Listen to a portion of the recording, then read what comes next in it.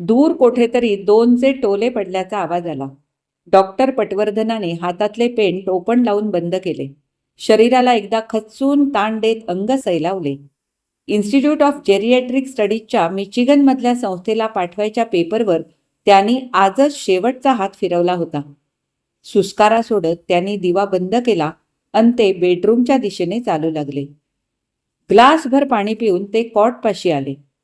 नेहमीसारखा हात उशाशी मुडपून घेऊन सीमाताई कॉटवर गाढ झोपल्या होत्या.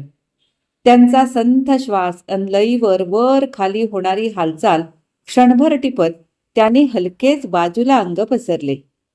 उद्या सकाळी संगणकावर आजच्या पूर्ण झालेल्या पेपरचे हस्तलिखित घेऊन काही व्याकरणाच्या चुका असतील तर त्या सीमाला दुरुस्त करायला सांगायला हव्यात. तक्ता करून आपल्या प्रयोगाचे रिझल्ट्स त्यात व्यवस्थित भरायला हवेत. मग प्रिंटरवर त्याच्या 6-7 कॉपीज काढून नेहमीप्रमाणे 4-5 संस्थांना प्रकाशनासाठी पाठवायला हव्यात. हे सगळे काम उद्यापासून सीमाला सांगायला हवे. आपल्या पत्नीचा त्यांना अभिमान वाटला. नवऱ्याचे सर्व कंटाळवाणे कारकुनी काम सीमाने मनापासून अंगावर घेतले होते. डॉक्टर पटवर्धन एक अखिल भारतीय कीर्तीचे बायोफिजिक्स या विषयातले तज्ज्ञ समजले जाणारे संशोधक होते. अनेक राष्ट्रीय आणि आंतरराष्ट्रीय जर्नल्समध्ये त्यांचे संशोधनपर लिखाण पेपरच्या स्वरूपात प्रसिद्ध झाले होते. फिजिक्समध्ये PhD करून John Hopkins institute of sciences सारख्या जगदविख्यात संस्थेमध्ये त्यांनी पोस्ट डॉक्टरेट संशोधन केले होते. त्यानंतर त्यांना तिथेच नोकरी मिळत होती, पण मायदेशी परतण्याची ओढ एवढी जबरदस्त होती की भारतातच राहून आपले संशोधन पुढे न्यायचा विचार त्यांनी अंमलात आणला होता. IIT सारख्या संस्थेने त्यांना मोठ्या सन्मानाने नोकरी देऊ केली. संशोधनासाठी सर्व सुविधा उपलब्ध करून द्यायची हमी दिली. स्वदेशात राहून आवडीच्या विषयाचे संशोधन करायला मिळते आहे एवढेच त्यांना पुरेसे होते. अमेरिकेच्या तुलनेने कमी मिळणारे पैसे ही बाब त्यांना यापुढे अगदी गौण वाटली होती. आपल्या देशाचे ऋण फेडणे, त्यासाठी आपल्या बुद्धीचा वापर करणे ही बाब त्यांच्या सरळ साध्या मनाला खूप सुखावणारी होती. गेली 10-12 वर्षे बायोलॉजी या विषयाच्या जेरंटॉलॉजी या उपविभागामध्ये ते संशोधन करत होते. पेशींच्या पुनरुत्पादनाचा वेग मंदावला की हळूहळू पण निश्चितपणे म्हातारपण येऊ लागते. त्या संपूर्ण प्रक्रियेचा म्हणजे ज्याला एजिंग प्रोसेस म्हणतात त्याचा सांगोपांग अभ्यास या उपविभागात केला जातो. अल्झायमर्स विकार असं ज्याला म्हणतात, त्यामध्ये ही म्हातारपणाची क्रिया एक विशिष्ट प्रकारचा विषाणू खूप जोरात घडवून आणतो. म्हणजे 50 ते 70 या वयादरम्यान घडणारे एजिंग 1-2 वर्षातच घडून येते आणि अगदी कारुण्यपूर्ण अवस्थेत तो रोगी दगावतो. या विषाणूची वाढ जोरात होण्यासाठी मानवी शरीरातली विशिष्ट गुणसूत्रे मदत करतात. त्यामुळे काही अंशी अल्झायमर्स रोग हा आनुवंशिक आहे. कंपवातासारखा रोगही फक्त शरीराची हालचाल करणाऱ्या स्नायूंमध्ये एजिंगची क्रिया लवकर घडवून आणतो. त्याच्याही मागे ती विशिष्ट जीन्स असतात. जर त्या जीन्सवर नियंत्रण ठेवता आले तर ते रोग बरे करता येतील आणि लाखो रोग्यांचा जीव वाचू शकेल असे जगभराच्या जेरंटॉलॉजिस्टचे म्हणणे आहे.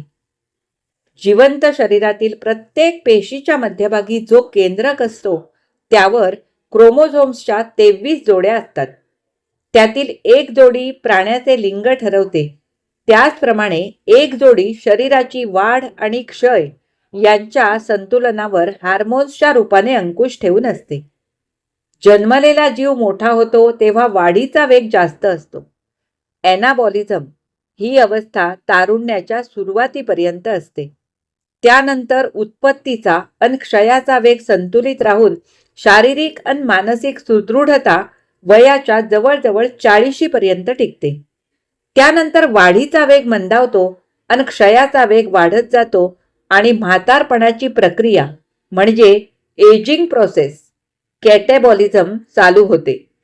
त्यासाठी विशिष्ट ग्रंथीमधून विशिष्ट प्रकारची हार्मोन्स वाहतात आणि जीन्सची एक जोडी या सर्व घडामोडींवर कंट्रोल ठेवते. त्या जोडीवरती डॉक्टर पटवर्धनाने आपले संशोधन केंद्रित केले होते. जन्मल्यापासून तारुण्यापर्यंतची वाढ ठराविक हार्मोन्सच्या स्त्रावामुळे नियंत्रित होते. त्यावेळी विशिष्ट रसायनांचा पुरवठा केला तर ती क्रिया थोडी प्रयोगात्मक करून तारुण्याची सुरुवात एखाद दुसरे वर्ष अलीकडे आणता येते. पाश्चात्य देशातील मुले मुली आपल्या किंवा अविकसित देशांच्या तुलनेने लवकर वयात येतात. हवामान, खाद्यजीवन, राहणीमान वगैरे अनेक गोष्टींचा परिणाम नकळत त्यावर होत असतो. शिवाय व्यक्ती तितक्या प्रकृती या उक्तीप्रमाणे प्रत्येक जीवासाठी हा काळ थोड्या अधिक फरकाने वेगळा असू शकतो. वाढ आणि झीज यांचे संतुलन 35-40 पर्यंत सहजपणे होते. त्यावेळीही हे बाह्य घटक त्यावर परिणाम घडवतात. एखादा जीवघेणा पुन्हा पुन्हा उद्भवणारा आजार ही क्रिया लवकर घडवतो, तर योग्य राहणी, व्यायाम, खाण्याच्या सवयी या गोष्टी संतुलन राखण्याचा काळ वाढवू शकतात. त्यानंतर हार्मोन्सची मदत घेऊन झीज ही क्रिया थोडीशी पुढे ढकलता येते, पण त्याचे साईड इफेक्ट्स इतके वाईट होऊ शकतात की त्यांच्या पुढे म्हातारपणाच्या व्याधी परवडल्या. शिवाय अतिरिक्त हार्मोन्सचा कृत्रिम वापर हे कॅन्सरसारख्या महाभयानक रोगाला निमंत्रण देणारे ठरते याचे पुरावेही मिळू लागले आहेत. एकूण रसायनांचा डोळे बंद करून केलेला वापर दुष्परिणाम घडवतो, म्हणून डॉक्टर पटवर्धनाने नैसर्गिक वनस्पती आणि आयुर्वेदिक काढे यांचा परिणाम किंवा लेझर किरणे वा अल्ट्रासोनिक ध्वनिलहरी यांचा वापर करून जीन्सवर होणारे परिणाम यावर आपल्या संशोधनाचा भर ठेवला होता. आयुर्वेदामधले कायाकल्पाचे प्रयोग झाल्याचे पुरावे आपल्या पुराणात मिळतात आणि त्यामध्ये काहीतरी तथ्यांश असावा असे त्यांचे प्रामाणिक मत होते. दीर्घायू असलेले कासव किंवा हत्तीसारखे प्राणी, वड, पिंपळ यासारखी झाडे यांचे आयुष्य मानवापेक्षा कितीतरी पटीने अधिक असते. त्यांच्या पेशी केंद्रकातील जीन्सची रचना आणि मानवाच्या पेशी केंद्रकातील जीन्सची रचना यांचा तुलनात्मक अभ्यास हे त्यांच्या संशोधनाचे मूळ सूत्र होते. आता इलेक्ट्रॉन मायक्रोस्कोप सारखी उपकरणे लाख पटीने किंवा 10 लाख पटीने एखादा सूक्ष्मकण मोठा करू शकतात. त्याला संगणकाची जोड मिळाली की त्या कणाच्या अणुरचनेचे तिन्ही परिमितीमधले चित्र मोठ्या पडद्यावर घेता येते. पेशींच्या मध्यभागी असलेला केंद्रक, DNA, RNA यासारख्या सजीवत्व दर्शवणाऱ्या रेणूंच्या साखळ्यांनी वेढलेले क्रोमोझोम्स, त्यांची दुहेरी जिन्यासारखी गोल बांधणी जणू सर्पयुगुल रतिसुखात मग्न शेपटीवर उभे आहे. त्या जिन्याच्या पायऱ्या पायऱ्यावर जीन्सच्या अगम्य लिपीत लिहिलेली निसर्गाची रहस्ये, तिथे अमर्याद संशोधनाला वाव होता. ती विशिष्ट जीन्स वेगळी करायची, आणखी कृत्रिम उपायाने त्यामध्ये असे बदल घडवायला किंवा मानवापेक्षा कितीतरी पटीने अधिक आयुष्य असलेल्या सजीवातील तसल्याच जीन्स प्रमाणे त्यांची रचना होईल.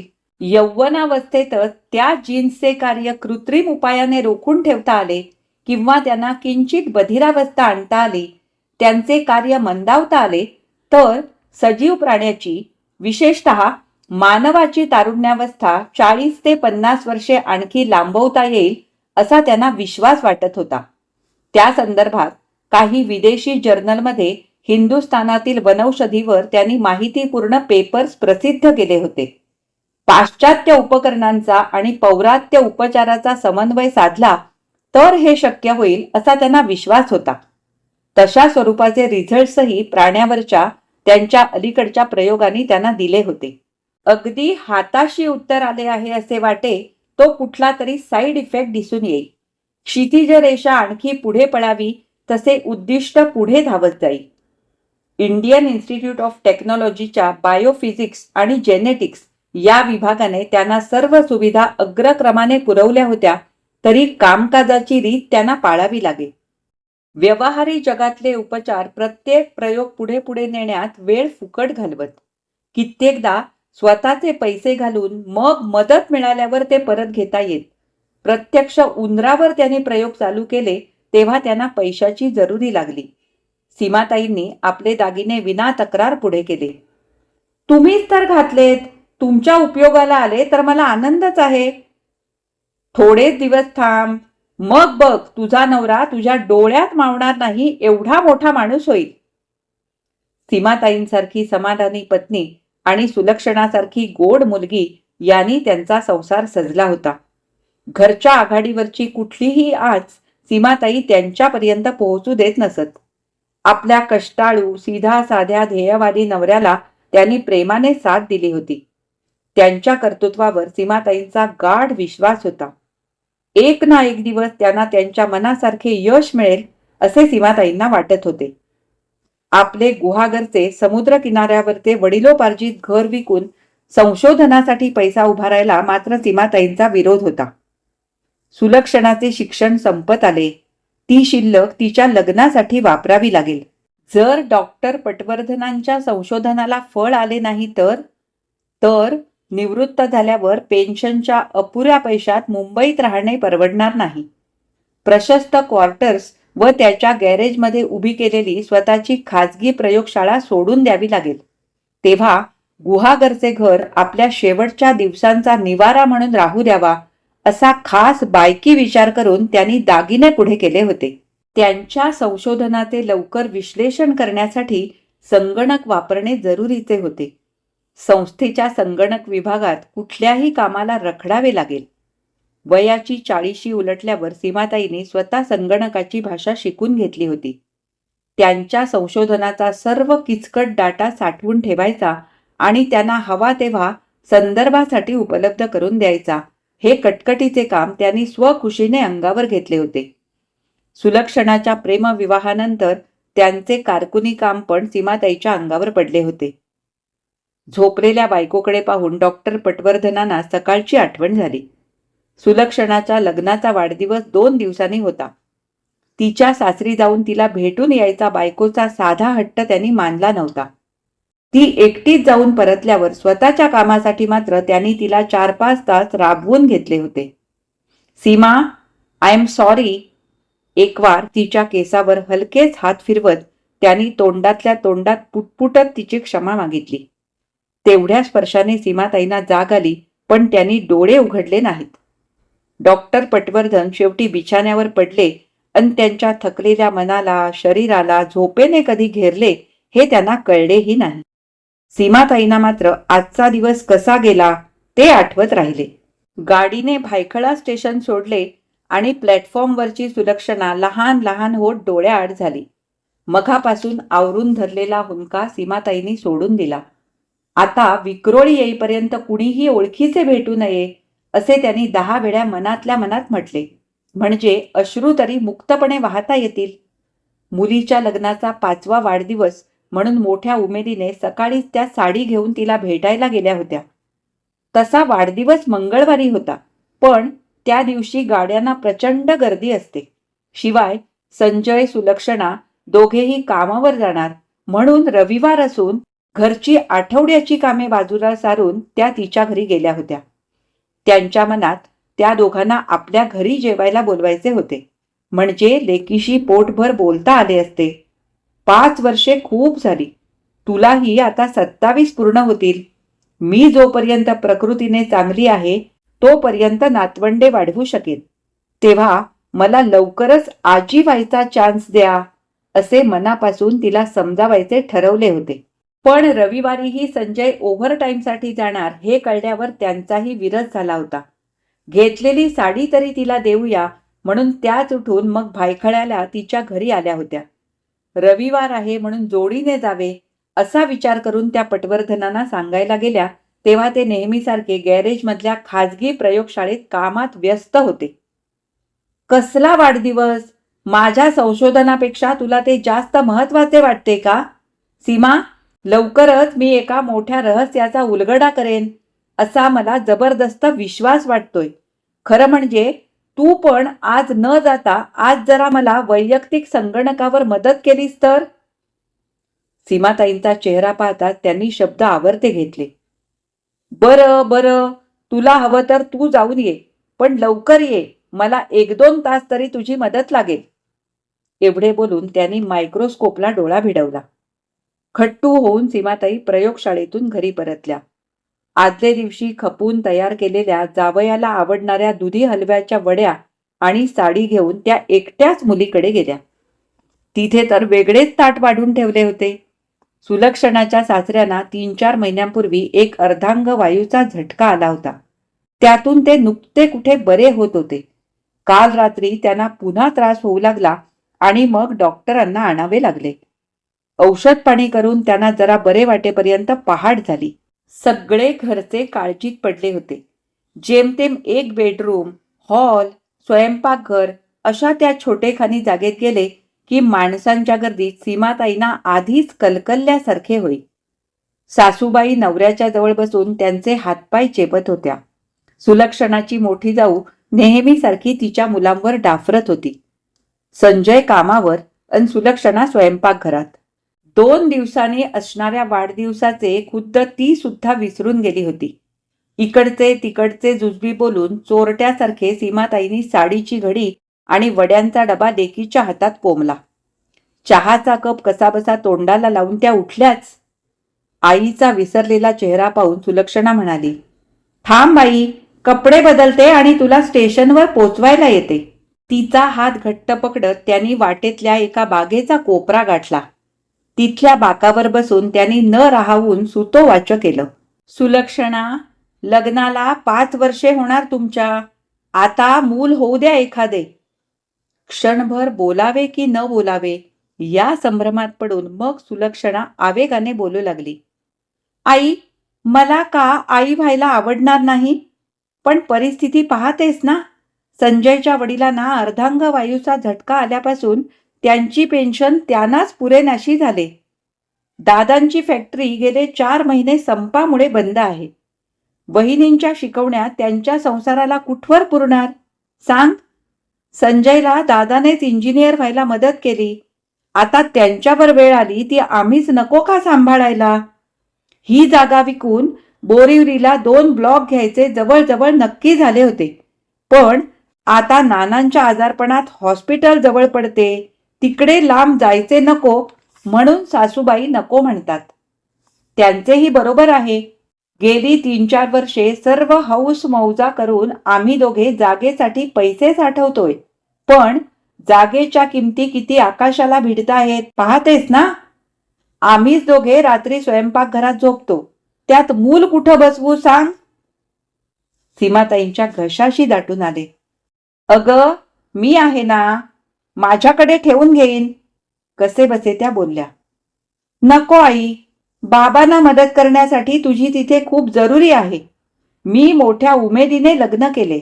एकच मूल होऊ देणार. संजयचे पत्नी पण नाही तर नाही, पण मुलाचे आई पण तरी मला मनसोक्त ताकदीने भोगू दे. असं का म्हणतेस? संजय किती गुणी मुलगा आहे. मी कुठे नाही म्हणते, पण त्याचेही हात परिस्थितीने बांधलेत. रात्री 11 वाजेपर्यंत नानांसाठी टीव्ही चालू असतो. सकाळी 5:30ला पाणी येते. दिवसभर राबल्यावर रात्र कितीशी वाट्याला येत असेल तूच सांग.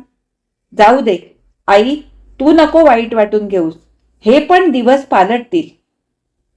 आता हे नानांचे आजारपण, पुन्हा पैशाला वाटा फुटणार. काय करणार सांग. पण काल डॉक्टर म्हणत होते नाना बहुतेक यातून उठणार नाहीत. अगदी थोड्या दिवसांचे सोबती आहेत. मग आम्हाला हॉलमध्ये झोपता येईल.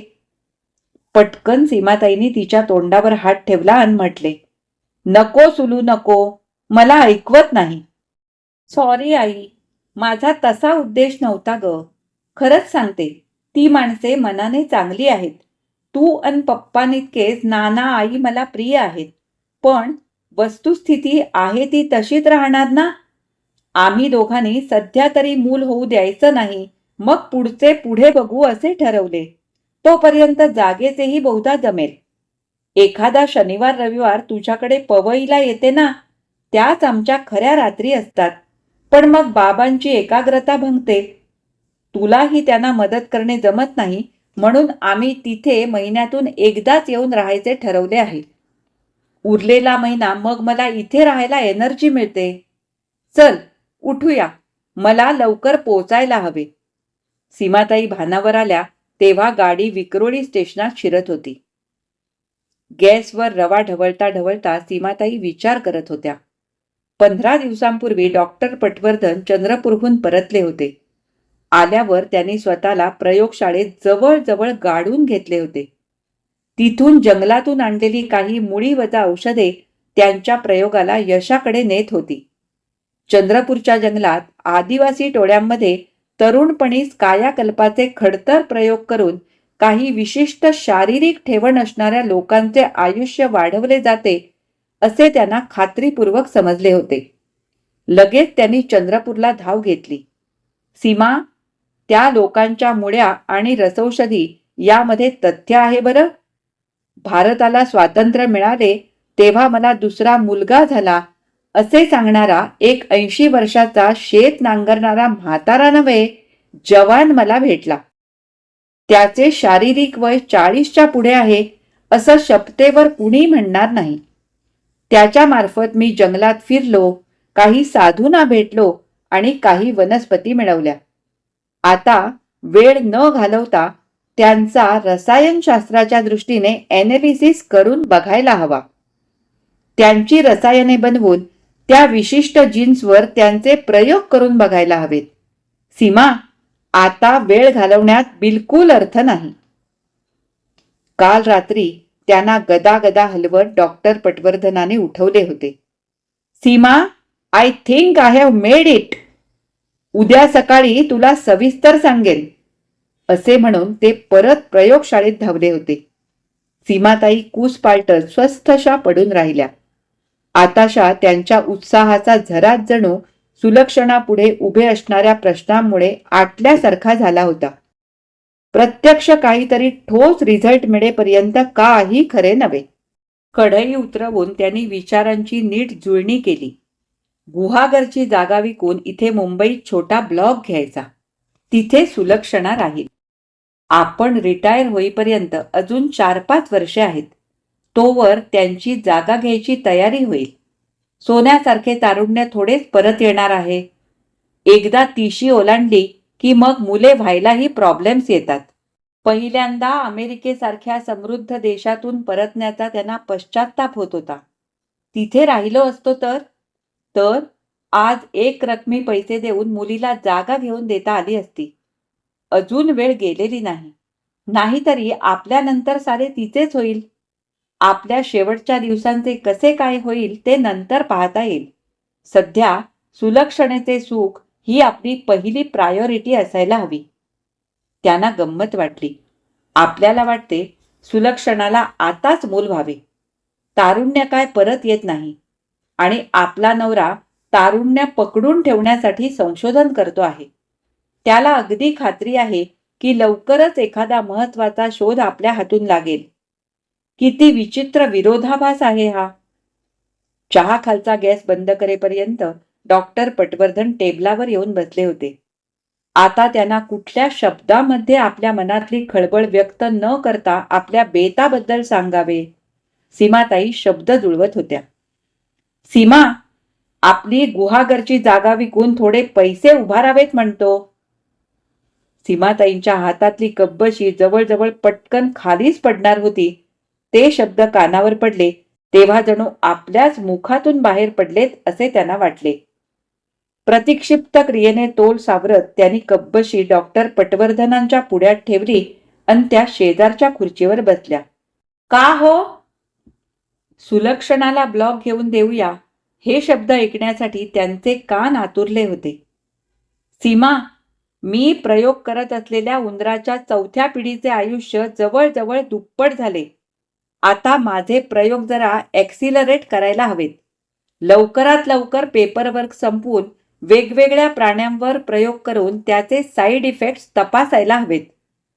IIT तर्फे कागदपत्रे पुढे जाऊन प्रत्यक्ष पैसे मिळायला कितीतरी वर्षे लागतील. त्यापेक्षा सध्या आपण घालू. एकदा यश मिळाले म्हणजे आता यश ही फक्त वेळेची गोष्ट आहे की मग पुढील संशोधनासाठी जगाच्या कानाकोपऱ्यातून पैशाचा पाऊस पडेल.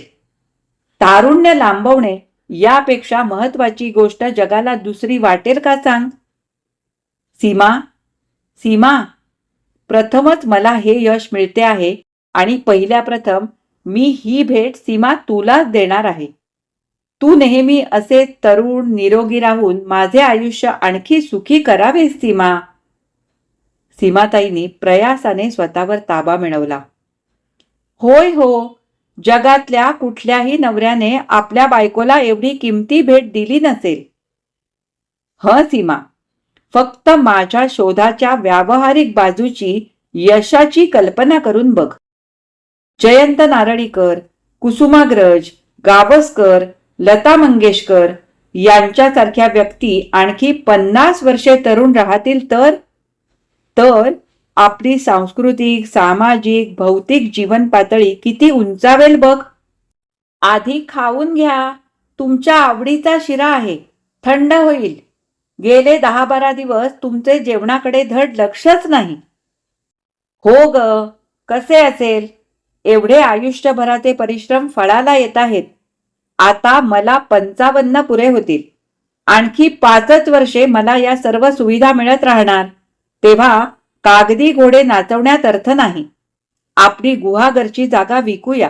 सुलक्षणाला विचारले तर ती पण तिच्या बँकेतून लोन घेऊन देईल. मग मी दाम दुपटीने फेडेन. उद्यापासून तूही थोडा जास्त वेळ माझ्यासाठी दिलास तर बरे होईल. उत्साहाने शिरा संपून चहाचा कप उचलून ते आपल्या प्रयोगशाळेकडे वळले. सीमाताईंची शिऱ्यावरची वासना झटकन नाहीशी झाली होती. कितीतरी वेळ टेबलाशी सुन्न होऊन त्या विचार करीत होत्या.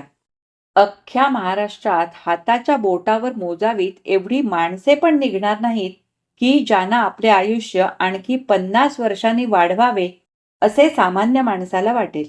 शिवाय सुनील गावस्कर आणखी 20 वर्षे नवे नवे विक्रम करत राहिला तर रोहन गावस्करला हातात बॅट धरायला तरी कधी मिळेल का?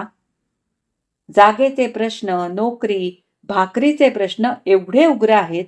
लोकसंख्या एवढ्या भयानक गतीने वाढते आहे की तारुण्य राखणे म्हणजे अराजकाला निमंत्रण ठरेल.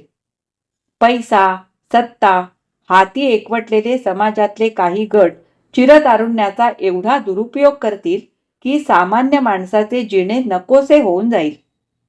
आपल्या संजय सुलक्षणासारखी लाखो करोडो मुले आहेत की ज्यांना श्वास घेण्यासाठी मोकळेपणा हवा, वरची जागा त्यासाठी रिकामी व्हायला हवी. हा शोध म्हणजे बाटलीतला राक्षस आहे. नीतीची, संस्काराची, माणुसकीची अपत्ये गिळून कायम तरुण राहणारा ब्रह्मराक्षस. संजय, सुलू आणखी 1-2 वर्षे वाट पाहतील.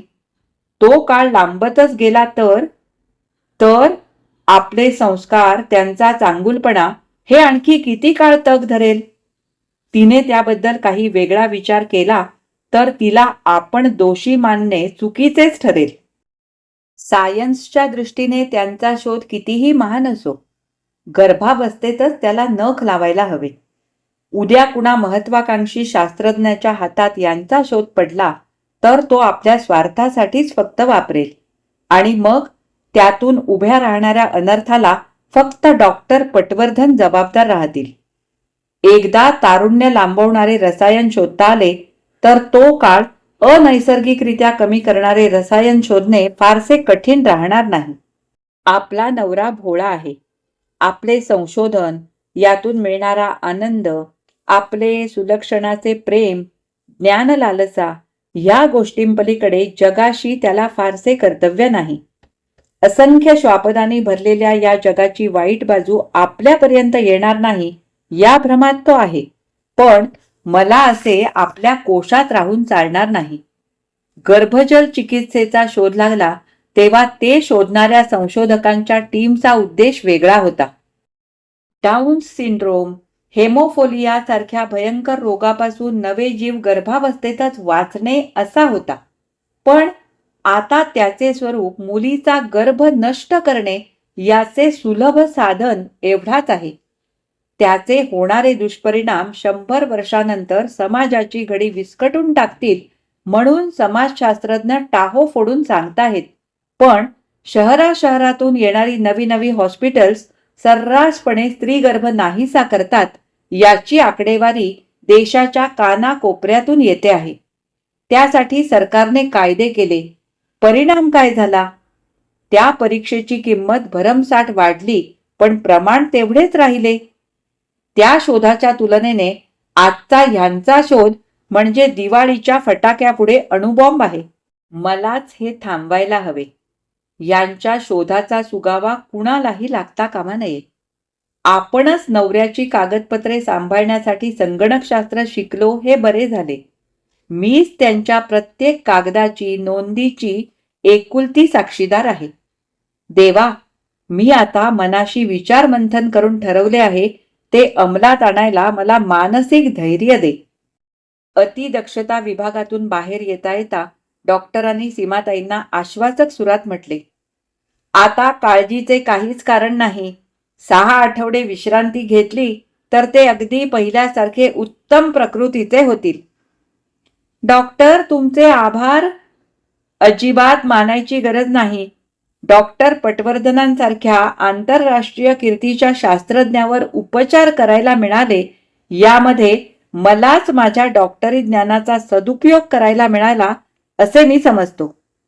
सीमाताई, तुमचे मात्र मला मनःपूर्वक कौतुक करावेसे वाटले. एवढी घराला आग लागली, संशोधन केलेली कागदपत्रे नष्ट झाली, काडीने जमवलेला सोन्यासारखा संसार आगीच्या भक्ष्यस्थानी पडला, तरी तुम्ही अविचल राहिलात, खंबीर मनाने उभ्या राहिलात. एवढा मोठा हार्ट अटॅक डॉक्टर पटवर्धनांना आला तरी डगमगला नाहीत. फार थोड्या स्त्रिया अशा धैर्यवान असतात. सीमाताई, तुमच्या या गुणामुळेच डॉक्टर पटवर्धन वाचले असा मला विश्वास वाटतो. आता एक विनंती आहे. त्यांची प्रकृती तशी चांगलीच आहे, पण 1-2 वर्षे त्यांच्या हृदयाला, मेंदूला ताण पडणारे काम त्यांना देऊ नका. त्यांना एखादा मानसिक धक्का बसला आहे असे मला वाटते. हो डॉक्टर, मला कल्पना आहे. व्हॉलंटरी पेन्शन घेऊन मी आता त्यांना घेऊन कायमचे गुहागरला जायचे ठरवले आहे. तिथल्या कॉलेजमध्ये त्यांना प्राध्यापकी मिळू शकेल. तिथे आमचे वडिलार्जित घर, बाग वगैरे आहे. तिथे त्यांचा जीव नक्कीच रमेल. मी त्यांची काळजी घेईन, त्यांना सांभाळेन. सीमाताईंच्या मनात येत होते, सुलक्षणा, संजय त्यांचे प्रश्न त्यांच्या मार्गाने सोडवतीलच. उरलेल्या दिवसात यांना निराशेच्या गर्तेत कोसळताना वाचवायचे आहे. ती माझी आता पहिली आणि एकमेव प्रायोरिटी आहे. तेवढे मला नक्कीच जमेल, कारण मीच त्यांना तिथे पोचवले आहे. फक्त गॅरेज जळाले असते तर संशयाला जागा होईल म्हणून मला. मान झटकून त्यांनी विचार मागे सारले. ते शुद्धीवर आल्यावर पहिल्यांदा डोळ्याला डोळा भिडवताना मन कचरेल, पण मी जे केले ते जाणून बुजून केले त्याचा मला एवढाही पश्चाताप होत नाही. खंत एकच आहे, सर्व मानवजातीचे हित डोळ्यांपुढे ठेवून सामाजिक जाणीवेने केलेले माझे कृत्य, माझ्या वैयक्तिक त्यागाची कथा, त्याचे मोल कुणाला कधीच कळणार नाही, कधीच कळणार नाही. ही कथा इथेच संपली. आज मी वाचलेली प्राध्यापिका माधुरी शानबाग यांची ठेविले अनंते ही विज्ञान कथा तुम्हाला कशी वाटली हे मला कमेंट करून अवश्य कळवा. आवडली असेल तर लाईक करा, जास्तीत जास्त शेअर करा आणि माझ्या चॅनलवर नवीन असाल तर माझ्या चॅनलला सबस्क्राईब करून सोबतचं बेल आयकॉन दाबा आणि ऑल या बटनावर सुद्धा क्लिक करा, ज्यामुळे माझ्या येणाऱ्या नवीन व्हिडिओचं नोटिफिकेशन सगळ्यात आधी तुम्हाला मिळेल. आणि हो, व्हिडिओला हाईप करायला सुद्धा अजिबात विसरू नका. आता आपण पुन्हा भेटू अशाच एखाद्या छानशा कथा वाचनासाठी. तोपर्यंत मी तुमचा निरोप घेते. धन्यवाद.